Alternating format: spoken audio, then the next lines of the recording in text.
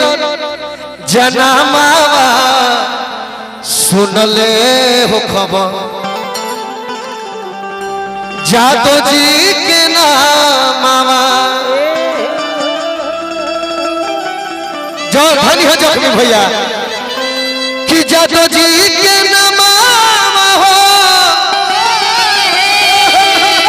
अरे जादो जी के नामावा साफ आज बदल लागत नहीं हो अब कि जेलवे में भइल जेकर जनामावा सुनले हो खबर जादो जी के नामावा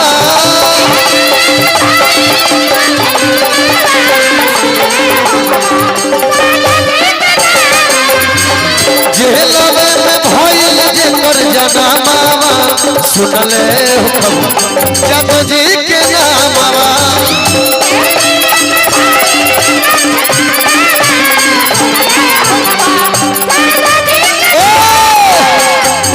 रुको अब पापी कंस रहे जे कर मामावा असही गा के एकरा को हम डाल दे आई वायरल करा देल बलो जख्मी भैया के लिखल गीत था कि पापी कंस रहे जे कर मामावा सुनले हो खबर जादो जी के नामावा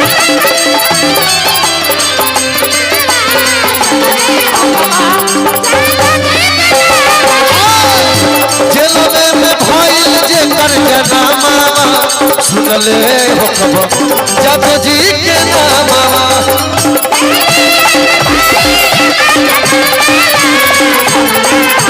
ए भैया रुको अंतिम बार अंतिम लाइन तेज तेजस्वी भैया खातिर कहता कि सरकार चाहता हो सरकार चाहता हो सरकार चाहता के कर कि अब की लालू के लाल के बिहार चाहता अब की लालू के लाल के बिहार चाहता हिला के सरकार चाहता हो सरकार चाहता हो सरकार चाहता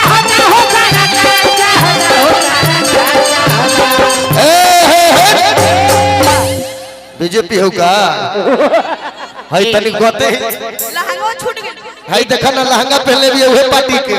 ई डिब्रूगढ़ से आइल एकरा पर डाउट बा हमरा हम पलटू से चना ई डिब्रूगढ़ से आइल बिया तो यही बात पहले हिला दो साहब तीनों है ना तने लइकन भी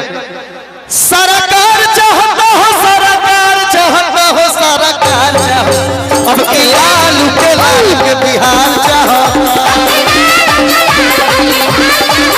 अब की लालू के लाल के बिहार चाहता अब की लालू के लाल के बिहार चाहता